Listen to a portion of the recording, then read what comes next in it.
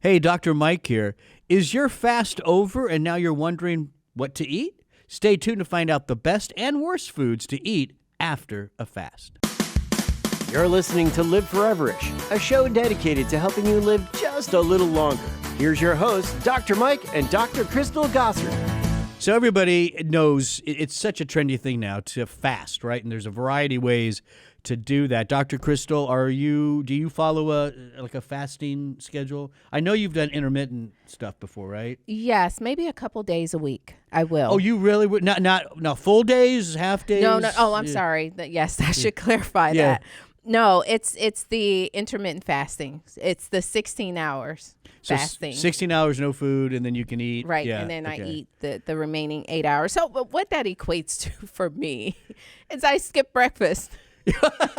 Yeah. And that's easy for you to do. You're so busy. Right. It's great when it's a busy day. Then I'm not tempted. So skip breakfast. I skip the cream that I usually put in my coffee. Yeah. Oh. So that I can maintain that fasting state. So it is trendy, right? A lot of people have been doing.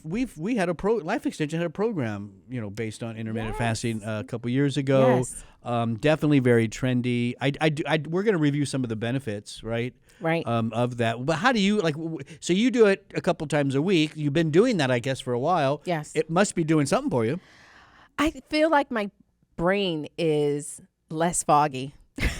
I've heard that actually a lot when people fast for whatever reason, right? Even just talking to people that fast for religious reason, too, they actually feel like they're thinking better.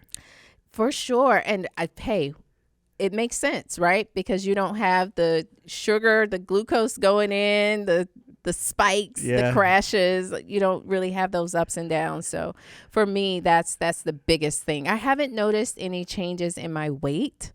I would hope that I would, but that's one reason why a lot of people do it. I would think that's probably the number one reason, right? I mean, most people really aren't. I mean, brain fog, whatever. I just need to lose my weight. That's true. That's true. And it's an easy way where you don't really have to think necessarily about what you're eating. Yeah, because, it makes it easy. Yeah, when you miss that one particular meal, ultimately, if you look over a time span of a week, you have reduced your caloric intake. Yeah. And that's really what it's about at the end of the day. So lots of people, maybe we have some listeners following some sort of fasting program. But here's what people are now asking, though, right? Mm-hmm. This is right off Google, basically. This is one of those Google trends, right? We can look at Google Trends and know what you guys are talking about, and we make podcasts about it. That's right. Makes sense, right? It's information you want. Let's clear it up, right? Yeah. But this one's a little trickier. So now what people are Googling are things like, okay, I just ended my fast. What can I eat without reversing all that I just did, all the benefits? What's my first menu look like after I fasted? Now, you had an opinion about this that we're probably not talking about someone like you here that's just doing it a couple, you're eating normal food most of the time. Right. Yes. And I'm happy you brought that up, Dr. Mike, because if you're doing the intermittent fasting, let's say the 16 hours fasting, 8 hours free eating, this is less for you because your body is adapting and changing how it's metabolizing, the energy sources, but it's not the same as someone who is doing an all-day fast. Yeah. So you fasted all day long. Now this is day 2. You're ready to eat. The metabolic changes are a little bit different. So for someone who's doing the intermittent fasting, yes, this is applicable, but don't overthink it. I guess that's what I'm saying for that individual. Just try to make sure you're eating something that's healthy. We talk about the Mediterranean diet. Perfect. Always good one to go to, right? Yes, a good strategy. I think, again, another group that likes to fast a lot. I don't fall into this. People know that my faith, I talk about Christianity here and there, blah, blah, blah. I know you do too, but that's not what this show's about. But I am around some people that fast. Yes. And that it cleanses their mind, their body. They just feel more connected, all that kind of stuff. But they might fast for 2 or 3 days. Right. So that's probably more who we're talking about here. When you're breaking that kind of fast, when you're breaking a 24-hour or more fast, the food that you start to eat is very important. Absolutely, because you think about this, Dr. Mike, your digestive tract has not been working. Yeah. Those enzymes aren't there. Yeah, you got to ease it in, right? Exactly. So you shouldn't then, okay, fasting's over, prayer's over. Yeah. I'm going to go eat Let's go all you can eat buffet. You're not going to feel good. No.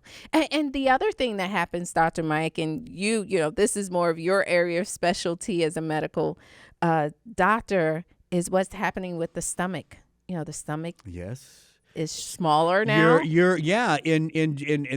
They've shown just within 20, like you do the 16-hour, within that time frame, your gastric emptying time will decrease significantly. Meaning, when you start eating, you probably shouldn't eat a big meal either. Okay. You probably don't need to worry about the food choice as much. Okay. But a big bolus of food, even within 16 hours of fasting, your stomach is going to take longer to move that bolus of food through than it normally does. Right. So the first tip, I think, what you're telling me, Dr. Mike, is something small.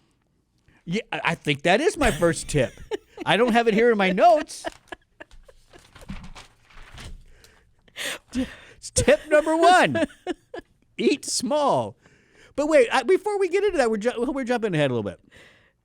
So again, this podcast is about what to eat after you've been fasting, probably more for people 1 day or more, right? But I wanted to review some of the benefits of fasting because there's more research coming out showing some good stuff, right? Oh, yes. Now, the hardcore fasters, I call them the hardcore people who want to live forever-ish. They recognize that... Well, no, they might want to live forever. Or forever. I think they would remove the ish. That's true. Okay. Those individuals, and just me as well, understand that fasting is a stressor to the body. Now, you got to explain that because that's going to sound weird to people. I know. So it puts the body in a survival mode. Because there's no food present, right? So the body goes into this survival mode, and survival mode, it turns out, is a good thing. It is. You are ramping up the immune system. You're ramping up cellular defenses. You're cleaning out cells now. Yep. Cleaning out all the gunk that's inside of your cells. That's called autophagy. Yeah. Our people who want to live forever. They know that word. They know that word. They know Cleaning out that the cell debris. That it's great. Yes. So those are some of the benefits. Well, and energy management too. You become, and I like to refer to as like your body becomes like this lean, mean energy machine. Like it's not wasting anything now. It's using the energy in the most optimal way when there's less energy coming in. Right, because when there's typically the energy, the body is storing fat. Yeah. Storing the glucose. And that's how most of us live our lives, right? We're living on the store side of things. Exactly. And so when you start fasting, the body shifts to, okay, I need to get rid of some of this. I need to get rid of some of this extra fat because the body needs to turn this fat into energy for the cells to run, into ketones to support brain health. There's some research showing that those ketones that are produced from the fats can really, the brain likes ketones as a fuel source. Glucose levels become better. Insulin sensitivity becomes better. Very important. Mm-hmm. Your overall, lipid cholesterol profile can improve. Now, the longevity, people would also then say that it's related to turning on certain genes of longevity, and when you do that in certain animal models, those animals do live longer. Now, there's that correlation to humans is still a little not sure, but so limiting calories, fasting, calorie restriction, all of that can have really good metabolic benefit. Yeah, so I am a fan, obviously, Dr. Mike, as we mentioned earlier, because the research is just showing, especially the intermittent fasting, it's good. Now, and we're not talking about starvation. like in the literal sense of starvation. But if you're fasting more than 24 hours, you're getting close. You are, but you're still hydrating, and the body, can survive off that. Yeah, we're not hydration. talking about nothing. You still want your fluids, hydrate. Just can't be a Coke. Oh goodness, no! It needs to be ever whatever you're drinking right there. Some sparkling water with some natural fruit in or something like that. Yes. All right, so let's get So there is benefit to fasting. We both agree to that. I think more and more will come out about the benefit of it. But right now, let's talk about the food. Right? So we already did tip number 1. Start small, and that could be hard. You're hungry. I know, Dr. Mike. And so you're so tempted to just dig in. Yeah, maybe even kind of, what do they call it? Hangry. Maybe so. I know someone who gets hangry. But yeah, something small. I like to think of maybe a small, I'm not even going to look that way. Dr. Mike's pointing at me that I do get a little hangry from time to time. Listen, it's okay. It's just who you are. It's because I'm a human being. Yeah. So maybe a cup of soup. Start slow, like some brothy soup, something like that. Nothing with a lot of cream. Don't Yeah. dig into the clam chowder. Yeah, don't do that yet. But just a brothy mushroom type soup, something like that. Small bolus of food coming in. To me, it makes sense to also introduce fruits and vegetables that are hydrating. Yes. Does that make sense? Like an orange? An orange, watermelon. Grapefruit. Any melon, really. Pineapple. Honeydew melon. Yeah. Now, don't just start talking about the food you like. We're doing a podcast here. I'm thinking about honeydew melon but after. Cucumbers. Yes. These are just examples of hydrating food. So I think that's another great place to start as well. And I think I think we're on tip number 3 then now. Don't overcook those things. Don't take your zucchinis and those kind of things and throw them in a bunch of butter and stir fry them up and eat that, right? Dr. Mike, look at you. He's jumping into my area of specialty with the cooking now. Yes, you taught me. One thing that stands out from what you said is the overcooking. You're destroying the natural enzymes in those vegetables. Well, and and I actually do believe in that a lot now. I think that a good way to think of it, when you're cooking vegetables and stuff, if that vibrant color starts to get lost, you've overdone it. Very true. A lot of vegetables, when you start cooking them like that, they get brighter. That's the point where you stop. Yes. The minute they start going into that brownie-looking type, no, just stop. But so now we're off on a tangent now. So bringing it back good here, information. I think for me though, the reason I would say don't overcook them, because people tend to saute those types of vegetables, and that's usually oils and butters, and we don't want that yet. Right. Remember, we're trying to break this fast. So maybe a good way to roast them. Ooh, yes. Some roasted vegetables might That's be my good favorite with preparation. A coconut water. Maybe keep coconut water on deck. Well, coconut and coconut water. Have some coconut chips, some coconut water. Either way to go. So the citrus fruits, as we mentioned, would be fantastic. I think all of this can be done in smoothie form. Why not? Yes. I mean, don't overdo the cream or whatever you're using, the yogurt, but right? Yes, yeah, absolutely. Just use the yogurt, maybe not milk, and the fruit, and that's a nice way. Maybe add some protein in there. Oh yeah, well, let's talk about that. Right. Because you had mentioned that you what was it? Essential amino acids. Essential amino acids decrease significantly more than that of non-essential amino acids. And what's happening, Dr. Mike, if we go back to the metabolic changes, your body it typically runs off glucose, sugar, right? But you're not getting that sugar. Sugar's kind of stored in the liver within 12 hours, up to 24 hours. That sugar's gone. That's gone. That's long gone. That's gone. So now your body has shifted to using proteins and using fats for energy. And your essential amino acids that make up the proteins are those ones that get depleted the fastest. So interesting. Yeah. Whenever you are reintroducing food good to add a little protein. And a great way to do that is with a In the smoothie with smoothie. some of the fruits and vegetables we Right. just mentioned, right? Hydrating fruits and vegetables, add some essential amino acids back in. Mm-hmm. Keep the amount, the serving low. Mm-hmm. Don't be using your butters and creams yet, Right. right? Now, eggs might be a decent way to introduce a little bit too. What do you think there? A boiled egg Yeah. is great. The fried egg, now you're introducing. Not fried. Yeah, I think Yeah. the way you cook it's important. Maybe poached.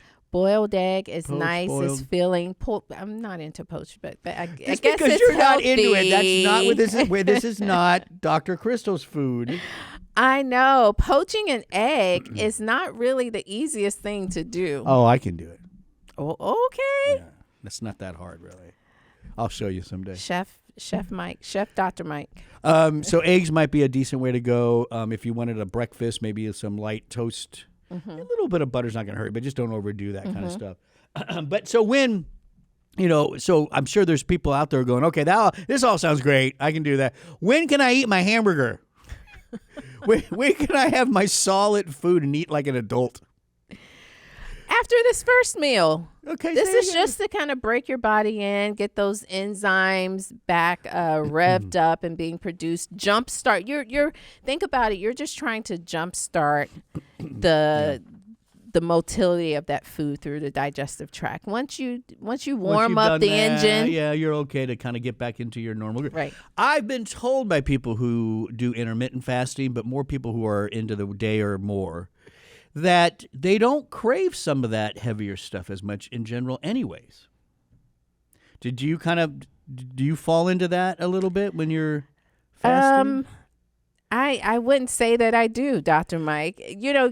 Especially the all-day fast, you are so hungry.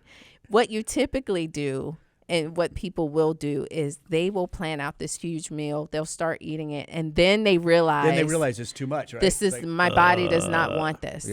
Yeah. So But I'm going to eat 2 more bites because I'm an American. All right. So there's some suggestions of what to eat after you break a fast. In general, go slow.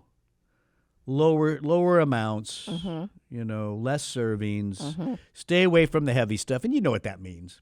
Yep. Hydrating fruits and vegetables. Smoothies are a good way to go. Light brothy soup. Maybe some eggs done like in boiling or maybe poached. So you kind of get the idea of what to do. And then you can kind of get back into your normal groove. So hopefully that helps some of you who are fasting. I want to thank you for listening to Live for Everest. Don't forget, you can go to liveforeverest.com. And on that site, you will find a bunch of podcasts. We're over 300 now. Oh, yes. Well over 300 300. podcasts. And we cover all kinds of topics. That's liveforeverest.com. When you download one, go ahead and like, share, and comment. We always like to hear what you have to say.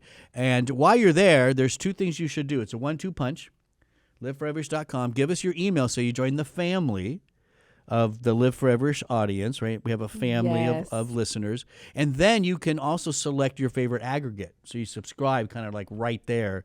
Right, on and that's liveforeverest.com. like Apple, iHeart, Spotify. All those. All the big ones. Yeah, all the big ones are there. So liveforeverest.com. I'm Dr. Mike. Thanks for listening.